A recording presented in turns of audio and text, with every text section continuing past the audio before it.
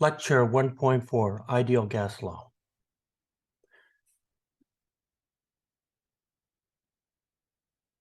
The state equation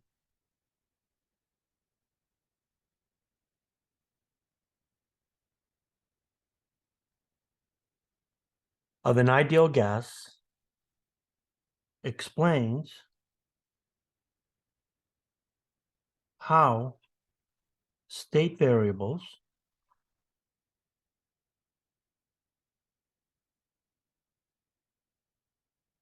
in this case, they are pressure, temperature, volume, and number of moles are connected.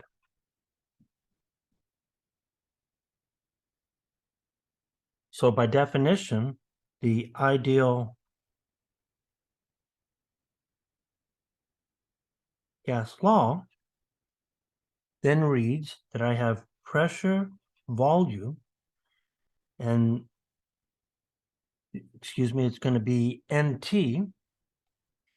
and there's a universal constant known as the universal gas constant,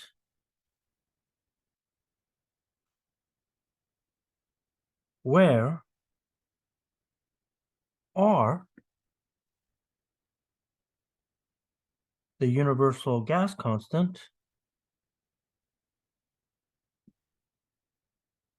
is equal to 8.314 joules per mole Kelvin.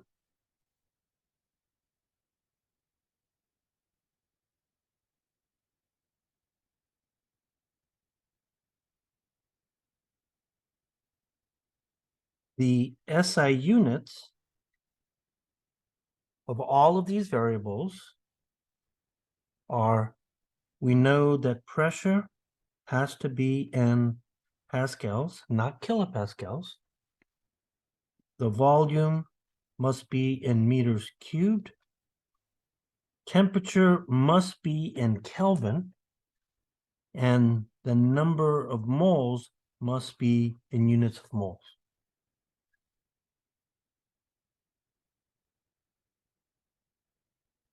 One can interpret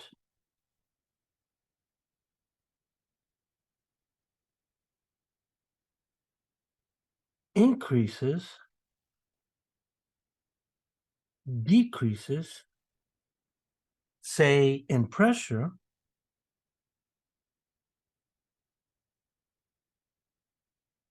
by only looking at changes in K micro.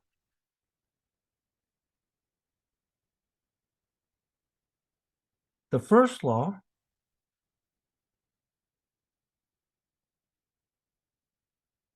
tells us that if we do work or heating, we then change K micro, where we define the total K micro as the internal energy of the gas. So in other words, if we add work or heat, then that immediately tells us that we increase K micro. And in this case, we would be saying that there's going to be a higher pressure. If we remove heat and work, then we decrease K micro, which then leads to a lower pressure. So looking at these state variables, they tell us what's going to happen in the behavior of K micro here. So what we want to do here is that I want to interpret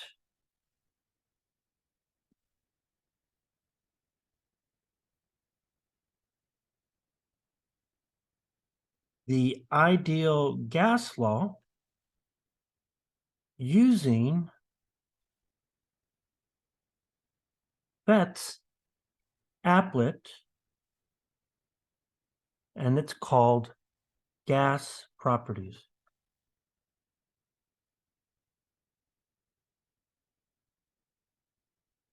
Okay, so that's the way I want to do that here. So if I look at the applet, here's what we find. So what the applet does is that the applet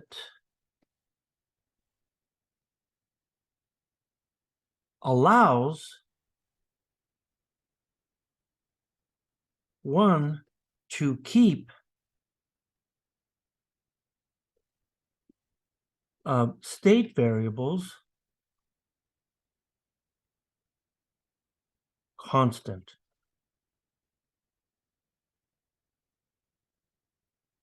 And as a consequence of this thing, we could then interpret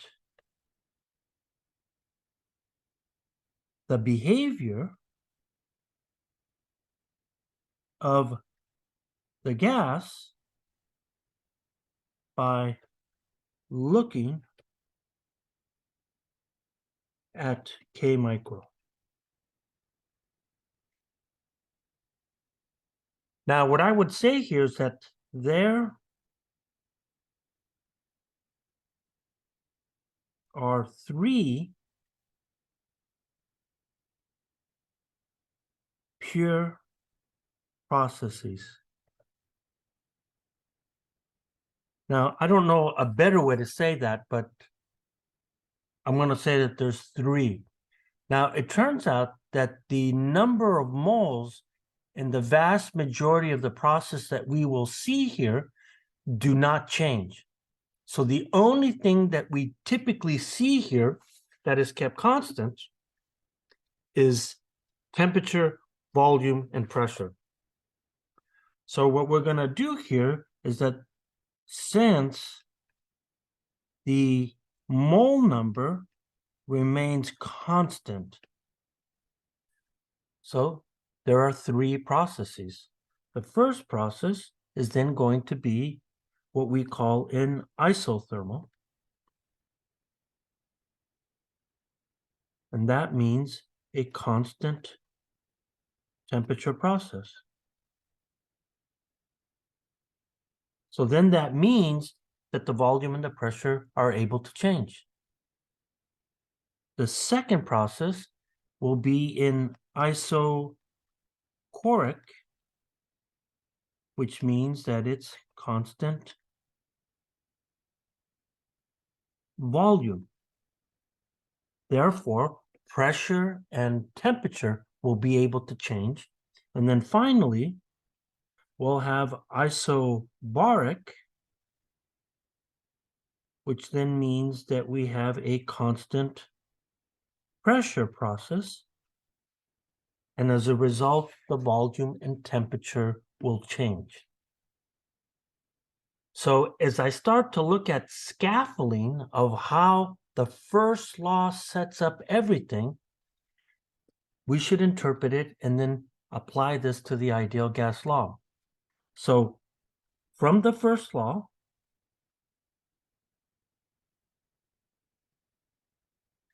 we know that if there is working and heating, that it is this thing that changes the internal energy of the gas. So if I look at this process, what it really means here is that I'm going to go from the internal energy of state one, and then I'm going to go to the internal energy of state two. And the way I do this transformation here is that I do working and heating in order to change the energy, the internal energy of the system. Now, in the language of the ideal gas,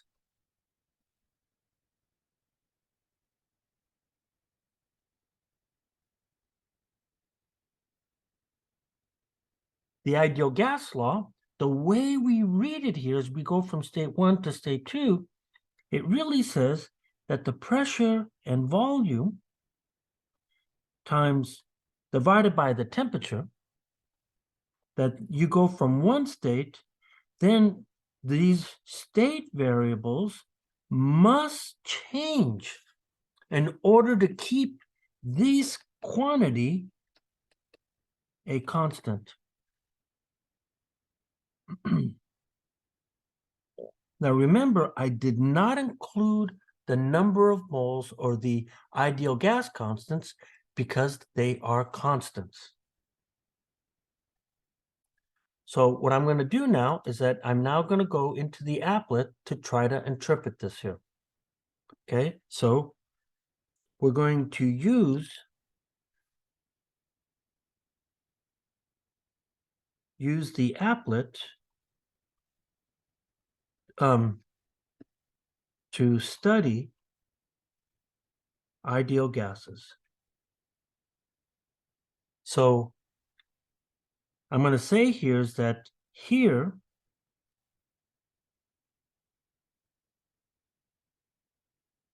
are the details of the applet, that is. So let's look at this thing. So let me scan up. And what I'll do here is that I'm going to just show you the main pieces that we're going to be looking at. So what you're seeing here is that this is the applet window. And there's a couple of things that, how do we measure the three quantities? We need to be able to measure pressure, volume, and temperature. So right away, what you're seeing here is that you could see that right here, this is my temperature. This measures temperature. This measures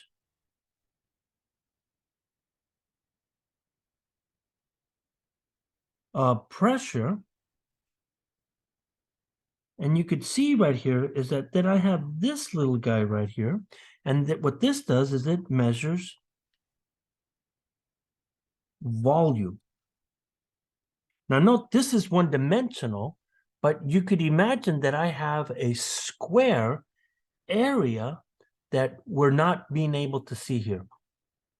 Now, another thing that we're going to measure here is that we're also going to measure the collision rate. So this is going to be a collision counter.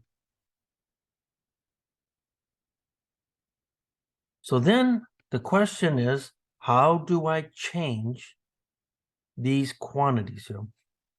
So what I can do here is that here I can change volume. Here I can change temperature. And you do see a pump right here, but this would tell me how I can change moles. But like I said before, we really don't do that in practice. Now, the one thing that I can't change here is pressure. There's no way for me to actually do that. But we're not trying to change pressure. What we're trying to do here is we're trying to keep pressure constant, keep volume constant, and keep temperature constant. Okay, so let's go look at these stages here. So the first one I'm going to look at is I'm going to look at an isothermal process. So what do I know about an isothermal process? As we just said, an isothermal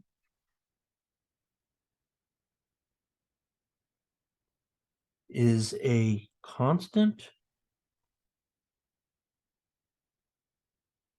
temperature process. And we'll talk more about it at the end of the chapter of how you can actually get something like that. Let me draw a better line. So now for a gas in an isothermal, we're saying this. So for an isothermal gas, the temperature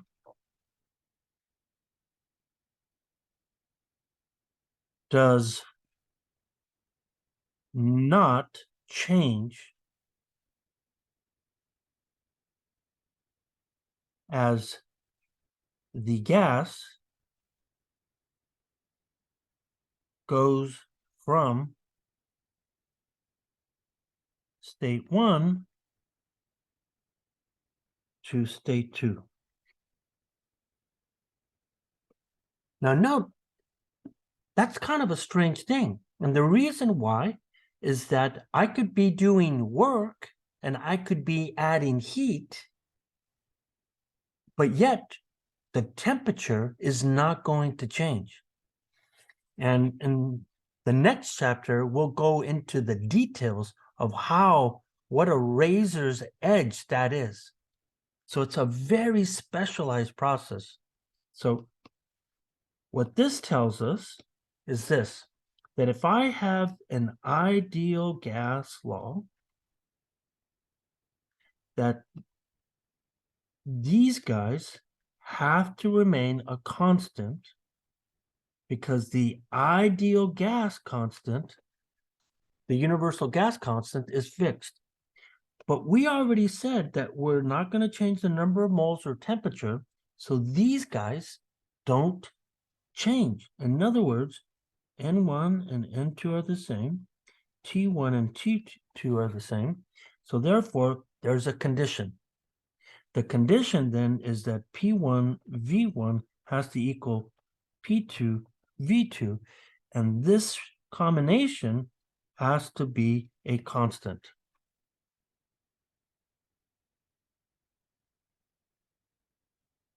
In Carlos's language, I call this the isothermal condition.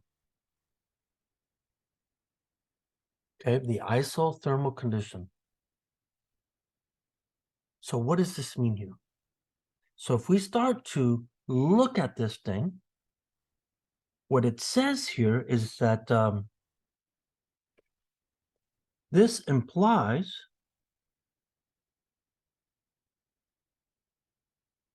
that the pressure and volume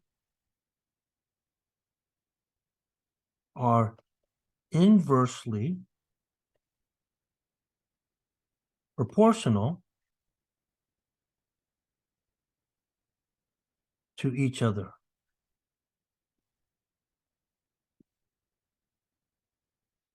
So what that means here is that since they have to be a constant, if I have a high pressure, then the volume must be small. Or if I have a low pressure, then the volume must be large. So what you're seeing here is that if I automatically increase pressure, then I have to decrease pressure or decrease volume, and vice versa. If I decrease pressure, then the system has to be that I have an increase in volume. That's what I mean by inversely proportional. So now what I want to do here is that I want to look at the applet. So I'm going to say, so let me share my screen.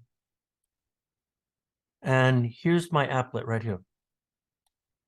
So when you're looking at my applet, what I'm going to do here is that I am not going to change the temperature of this guy. So I can click right here, and it's now going to fix the temperature here. So one of the things that I said here is that if you look at what we were talking about earlier, I could either have a small volume or a large volume, and the pressure has to change accordingly. So let's go look at this thing. So the first thing that I see here is that I have a large volume. So the first thing that you want to pay attention to is that, one, I want to get rid of atmospheres and talk in kilopascals. So what I'm going to do here is that I'm going to start my counter.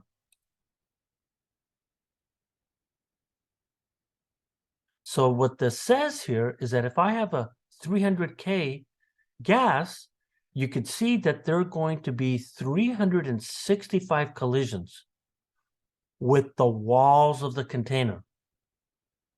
So this volume right here is now 10 nanometers, at least the length. We're not looking at the area. And you could see that the pressure is about 2450 to 2400 kilopascals. So now what I'm going to do here is that I'm going to cut my volume in half. Okay, so if I cut my volume in half, I'm going to go from 10 nanometers to 5 nanometers. So here I go.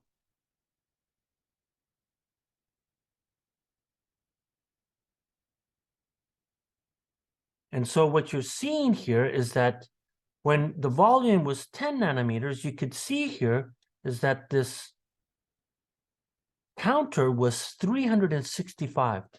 But note, if the temperature is constant, then that means that microkinetic energy is constant, so that the average speed is the same.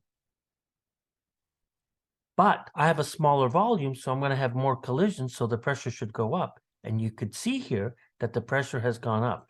So now if I do the counter, this should be roughly double, I would guess. Let's see. And you could see that it's not roughly double, but it is higher. So what I'm going to do here is that I'm going to go back to my screen here. And now I have images that I just took for my gas here. So here I go. So these are going to be the applet results.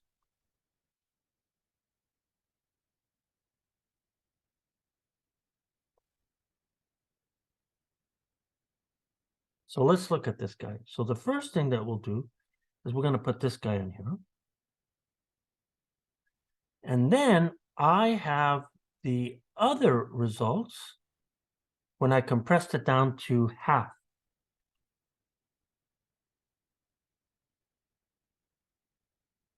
Now I'm gonna have to worry about space here. So I'm gonna move this over here to try to keep my spacing reasonable. So here's the first thing that we should be looking at. The first thing that you should be seeing here is that, note, the temperature is constant. So this tells us that we have a constant temperature. Now, the other thing that we saw here is that, note, here's the volume, which is at 10 nanometers in length, and then this is 5. So you could see that we've cut the volume by a factor of a half. And so when I start to look at my measurements now, what I'm going to see here is that you could see here is that here's my pressure here, and then here's my pressure there. So when I look at this thing, you could see that this is 371 collisions when the volume was larger.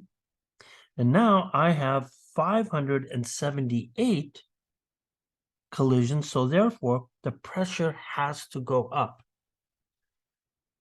So now if I start to look at the details of this thing, here's what I'm going to see here.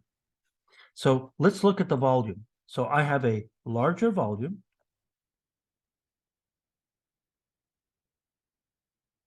And that larger volume, I'm only going to look at the width, is 10 nanometers in width. And I'm saying that according to the ideal gas law, I should then have a lower pressure.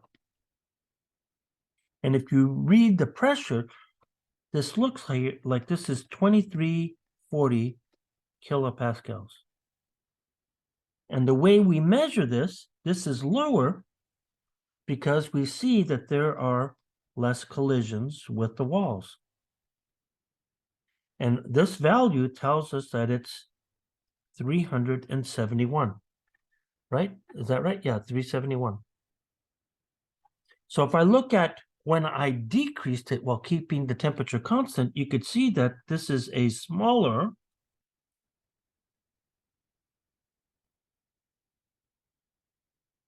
volume. I cut the volume in half because I cut the width in half. This is 5 nanometers. So therefore, I should have a higher pressure. And in this situation, you could see that the number is going to be about 4750 kilopascals. So again, why is that pressure higher? Because you can see here it's higher because it has more collisions with the walls. And we see that that number is 578. So then if I look at what the ideal gas law is telling us here with the isothermal condition, I could then start to multiply these guys. So if I have a lower pressure and a higher volume, then this ratio is then going to be 2340 times 10, and that's going to give me 23,400, and it's going to be kilopascals times nanometers, and note that there's an area that's missing. But if I compare it to this other situation, I have the inverse. I'm going to have a higher pressure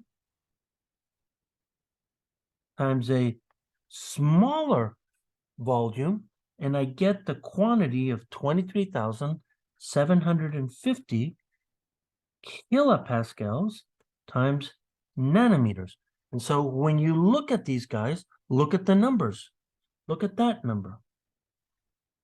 And what you're seeing here is that these numbers are close at the atomic level.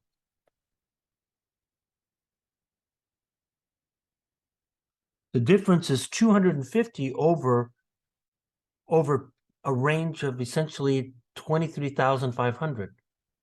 However, at the macroscopic level, this is exact. So physically, what you're seeing here is that you're seeing the following thing. So if I was to try to interpret what we just saw here, a constant temperature gas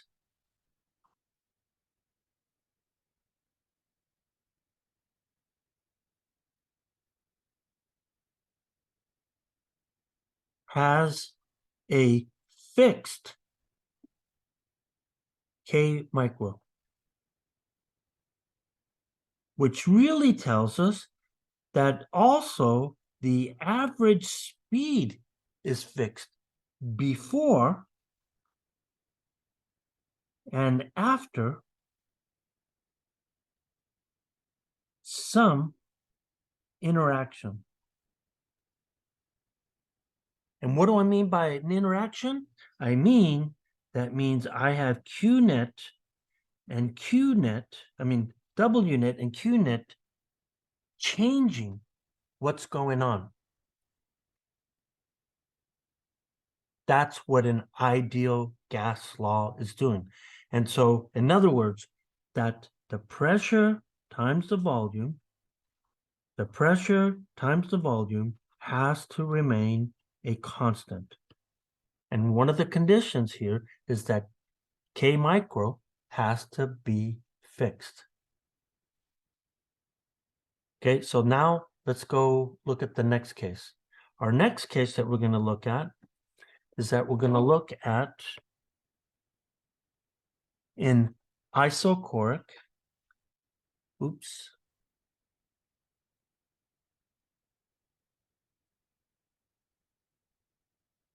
process, which is a constant volume process.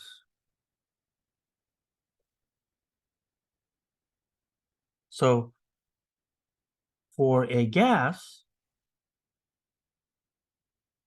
in an isochoric state, the volume does not change while undergoing heating. It turns out that the work is zero in this situation. So if I look at the ideal gas law, it says this here, that these guys have to be the same. So right away, you can see here is that, again, the moles play no role. It's the volume that does not change. So therefore, the condition is that it's the ratio of pressure to temperature that has to remain constant.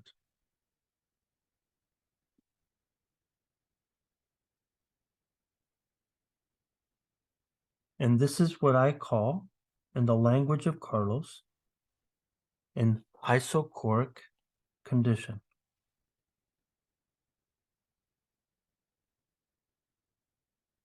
So if I state this once, writing it instead of just saying it, the isochoric condition implies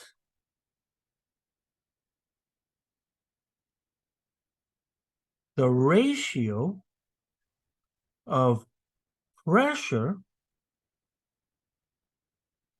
to temperature remains constant. That means that that ratio has to be fixed no matter what. So then you could see here is that there's two ways that we can do this. We could say this is P1 over T1, or I could have a large increase in pressure and a large increase in temperature. So in other words, if I decrease pressure,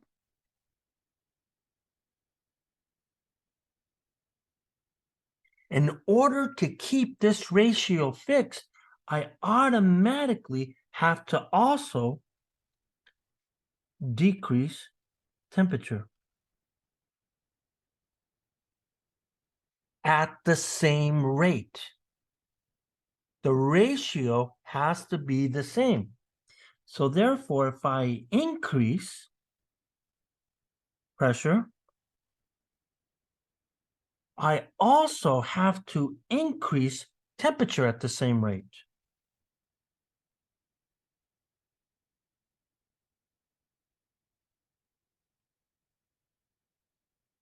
So let's go back to the applet here. So if let me go do a different share.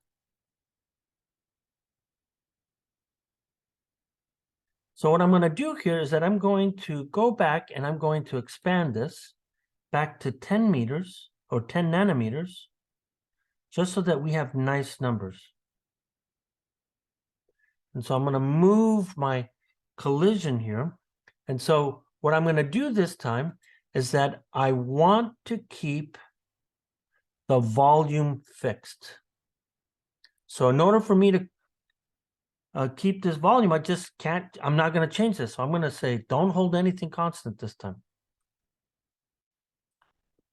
So what I'm going to do here is that if I look at this guy, the first thing that I'm going to do is that I'm going to do my counting.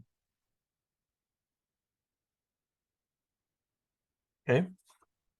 So you can see that I have 367 collisions with the walls, which then tells me that I get about 3340 kilopascals, and the temperature is 300 K. So that ratio of temperature and pressure is going to be fixed at that quantity here. Now what I'm going to do here is that I'm going to increase the temperature while keeping the volume fixed. So down here, you could see that I have this, this heat source that I could now increase the temperature of the gas. And I'm going to try to get a nice number like 500. So I'm going to add heat and I'm going to increase this thing. And I want to get it close to, let's say, 500. Oh, I don't want to get too. Yep. I'm going to keep it right there.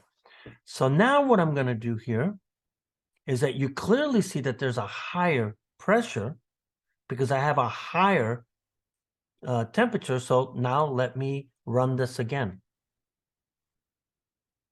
So if I look at my counting, it's definitely higher. But the question is the ratio of pressure to temperature the same? Let's go back to my applet here. So I'm going to need to do a different, go back to my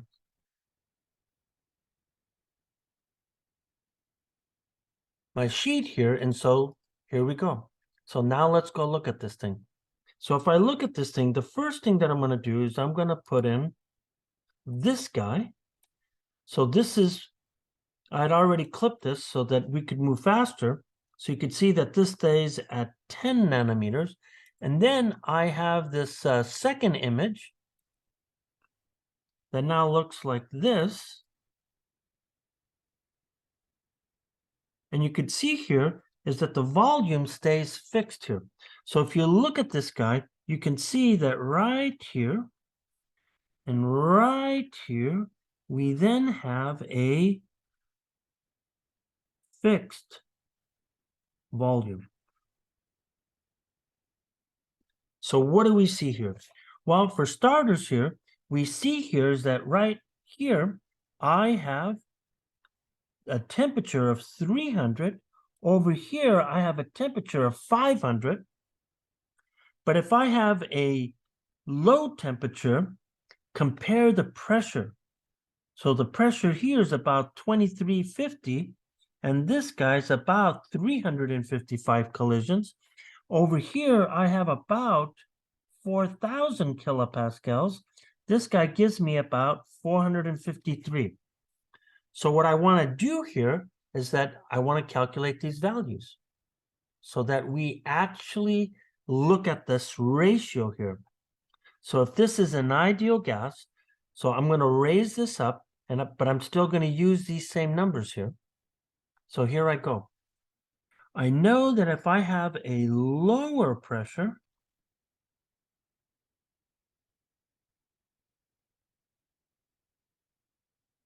we see that our lower pressure is going to be about 2350 kilopascals. That tells me that I'm then going to have a lower temperature. And we saw that the lower temperature in this case was 300 K. Again, if I look at my numbers, the reason why I have a lower pressure is because I had less collisions. And in this case, we see that the collision rate was 355. So what is the ratio of pressure to temperature? So my ratio of pressure to temperature then is going to read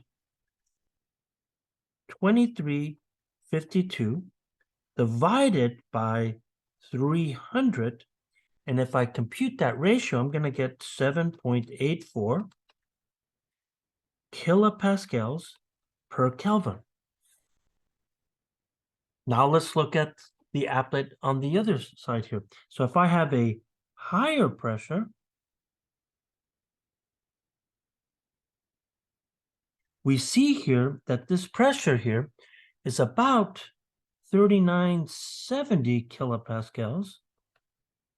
So this tells me that I must have a higher temperature. And in this situation, we saw that the temperature was about 500 K.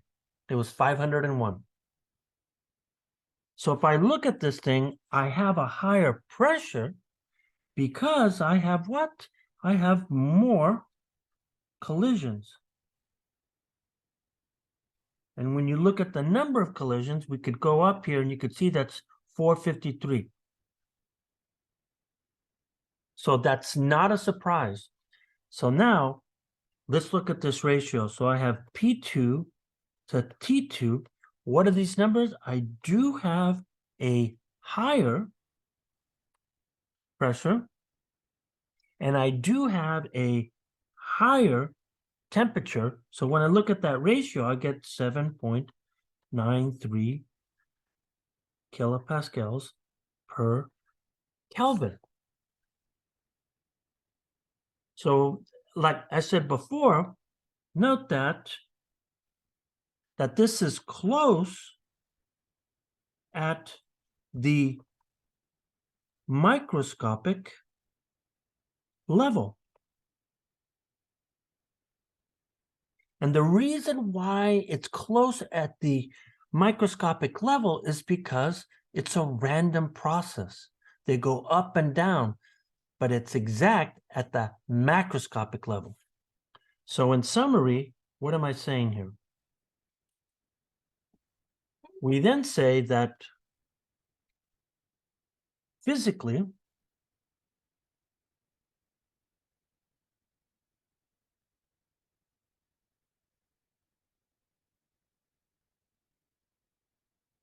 a constant volume gas changes K micro, which of course then changes the average speed of the gas particles. And we saw here is that if I have a higher temperature, I'm then going to have a higher K micro, which immediately tells us that we're going to have a higher pressure.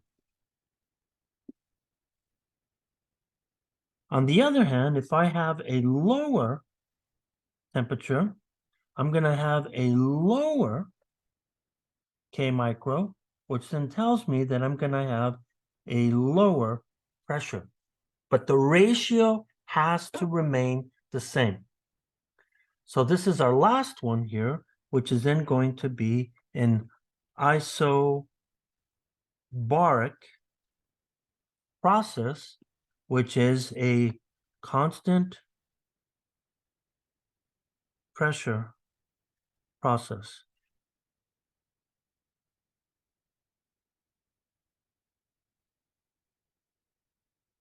So now let's start looking at this. So an isobaric gas does not change pressure. So an isobaric gas does not change pressure while working and heating is done. So again, from the ideal gas law, condition that we were talking about. This combination has to be the same since they're equal to the ideal gas constant. So then if I look at this thing, again, the number of moles plays no role. The pressure drops out.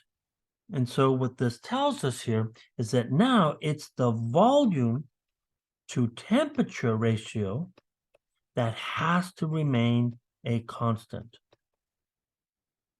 That's when I know that I have an isobaric process. So this is our isobaric condition. So now, what does this mean here? So this tells us here is that during this process,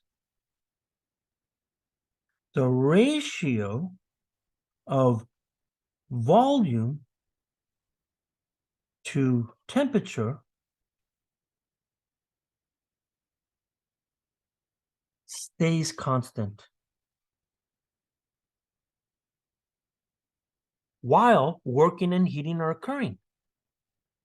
So similar to before, we saw here is that the ratio of volume to temperature has to remain a constant. So if I have a small volume, then I have to have a low temperature. Or if I have a large volume, then I have to increase temperature to do that. So in other words, so if I decrease volume, in order to keep this ratio fixed, I then have to decrease temperature at the same rate.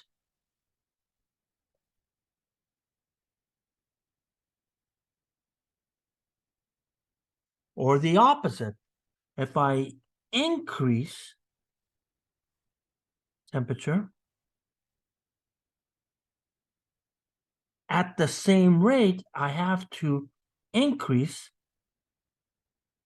volume to make sure that they're a constant.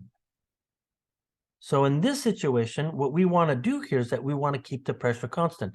So let me go do another share with the applet.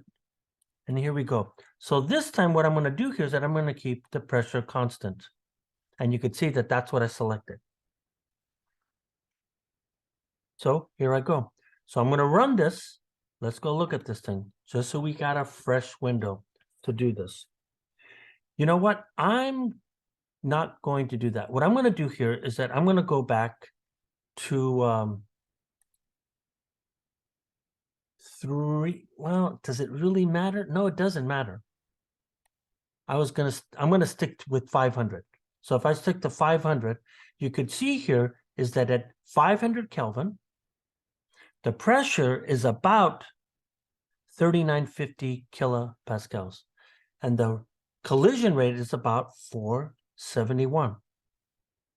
So now what I'm going to do here is that I'm going to change my, I'm going to reduce my temperature. So let me try to reduce it to about 300K, and then we'll do another count. So here I go. I'm going to reduce my temperature. Look how the volume is changing. You know what? I think I'm going to try to half this. Let me try to go to about 250. Okay. I'll just leave it right there. So now let's run this. So this is about 471.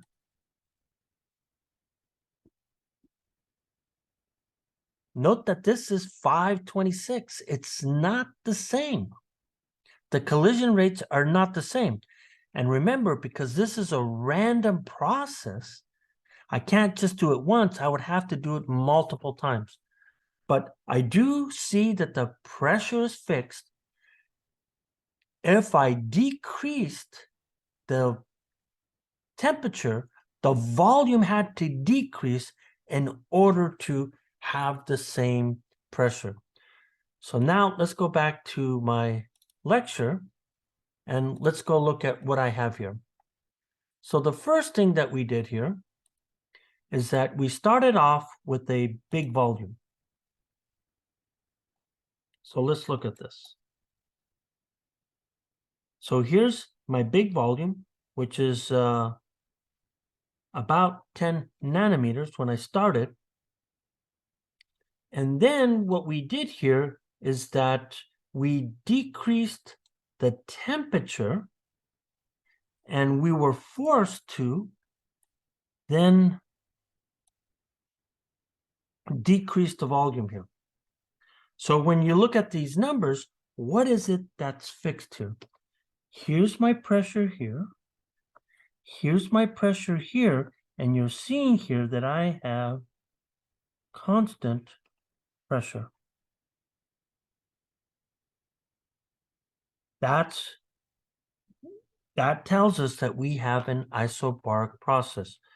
So then I got to compare two volumes.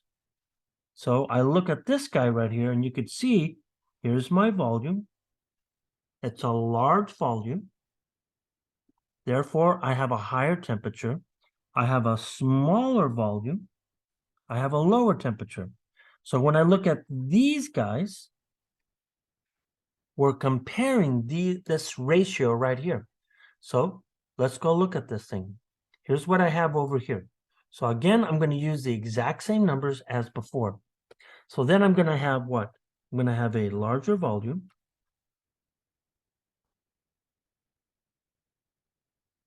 And in this case, this is 10 nanometers. And that implies that I have to have a higher temperature.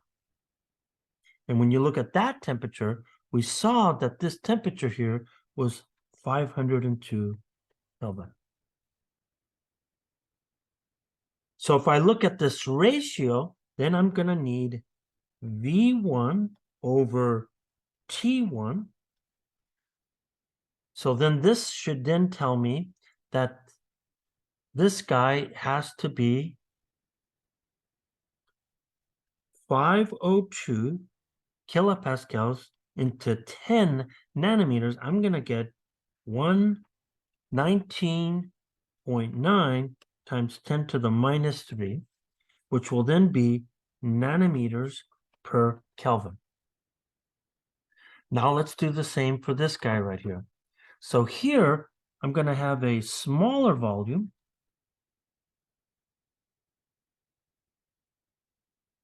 And in this situation, you could see here is that this is 5 nanometers, which then tells me that I have to have a lower temperature. And we see that this temperature was 252 Kelvin.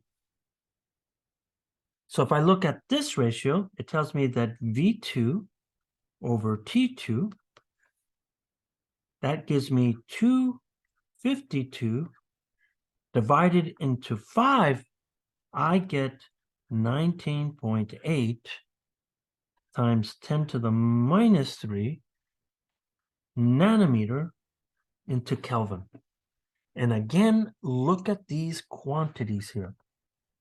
You can see here is that this is close at the atomic level. And because of the randomness of the process, it's not exact. So let's interpret this thing. The way I want to interpret this thing is that I want to say the thing here, that physically,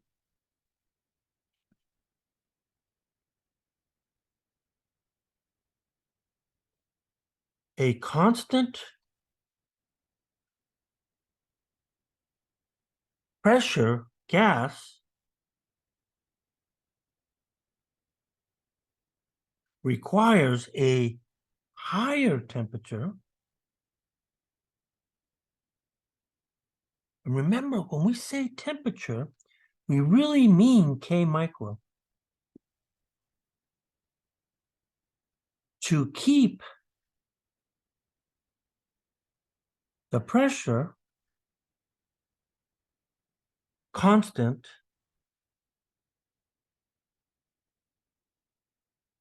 in a larger volume, while a lower temperature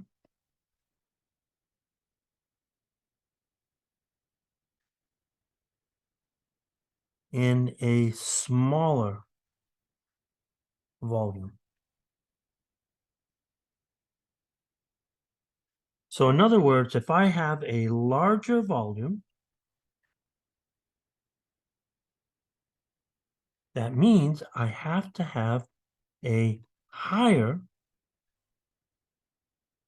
temperature, which then means I need faster gas particles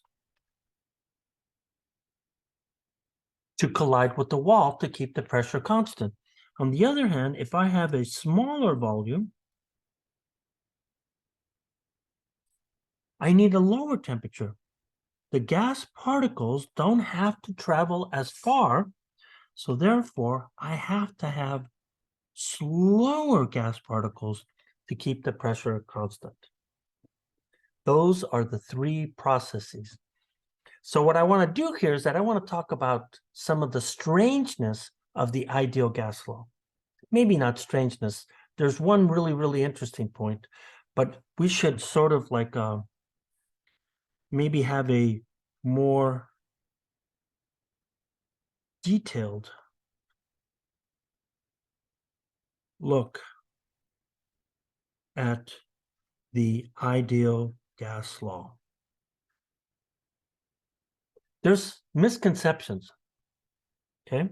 So I want to look at some of these properties to give you a better sense of that. The first thing that we definitely should talk about is that the universal gas constant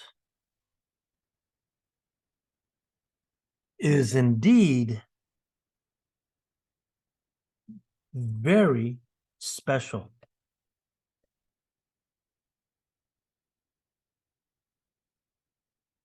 And the question is, why is the ideal gas constant so special? So what's unique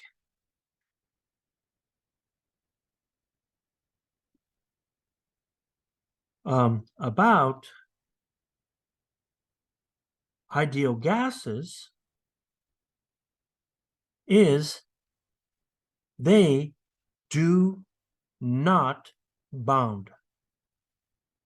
If they don't bound, that typically implies here is that there is no electrical potential energy. So when I look at E micro, we know that there's K micro, but there is no U micro. There's no bonding. So therefore, we can describe ideal gases just by their kinetic energy here. So what this means here, this means one cannot tell the difference between a hydrogen, I could say hydrogen, maybe not say, let's not say hydrogen. The more famous one is helium or neon, gas particles. That means if I go through a thermal process, the behavior of helium and neon are indistinguishable. So that means undergoing a working heating process, their behaviors are indistinguishable.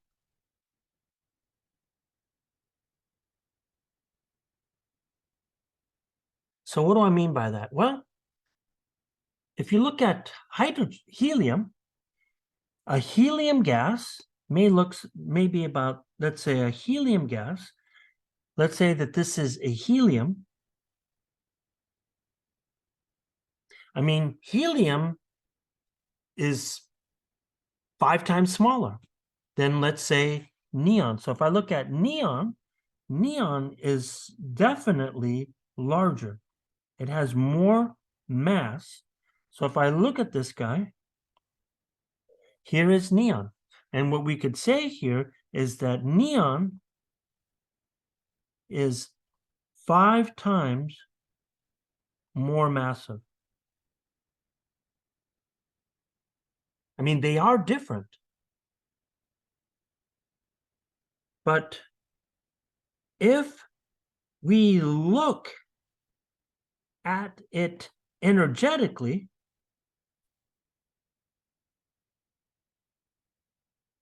what you're finding here is that their energies, their K micros, look exactly the same. So if I look at helium, it's still 1/2 m helium V average squared versus K micro of neon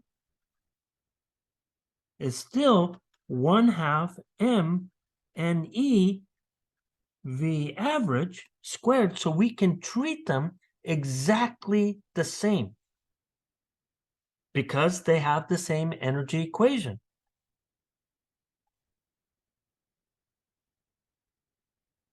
This is not true for liquids and solids. It's just not true. So suppose we have 2 different liquids. I mean, what's 2 liquids? One, we could have water. The other one, we could have honey. Now, the big difference between those two here is that, so if I compare water to honey, what you're going to see here is that their bonding is quite different. Quite different. In other words, if I look at the binding or the potential energy of water versus honey,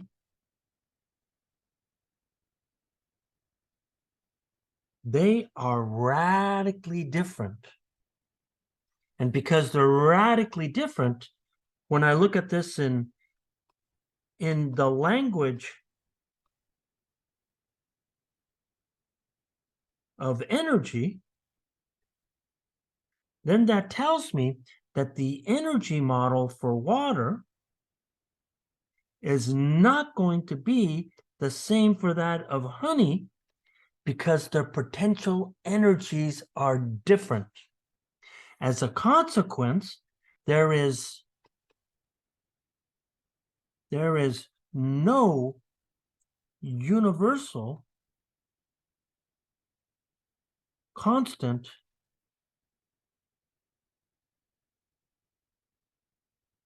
for liquids or solids. And it's because of that potential energy term. That's why ideal gases are so nice.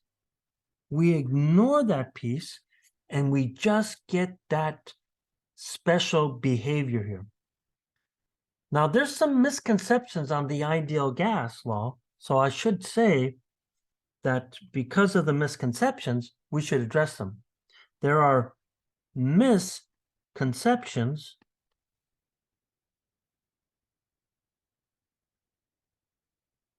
for the ideal gas law.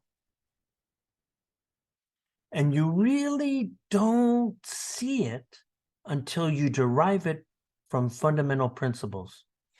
So the question that we should be asking is, when can the ideal gas law be used? Well, I mean, if we're gonna strictly talk about the definition of an ideal gas, here's what we should say here. Gas particles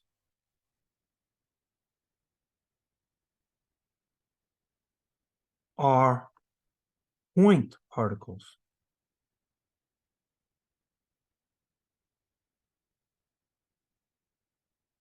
This implies here is that they have no volume. So if you look at the simulation, right, here's an image of the simulation. So if we look at the applet, let me remind you, I really shrink this guy down here. Look at that. In the applet, we clearly see volumes.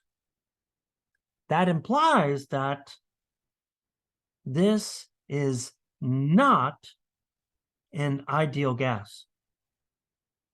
Even though they're telling us that it's an ideal gas, it's not. And furthermore, we should say here that the other thing that's really important here is that if these are point particles, and remember, they have no volume,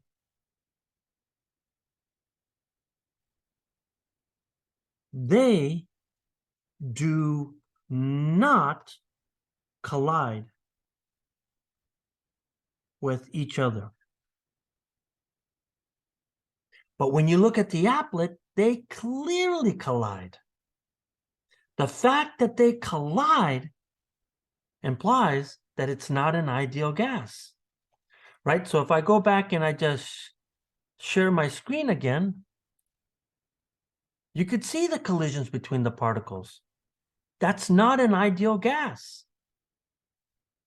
So we have to, for the moment, we have to wait till chapter 3 before we actually stop talking. I mean, explain what do we really mean by an ideal gas.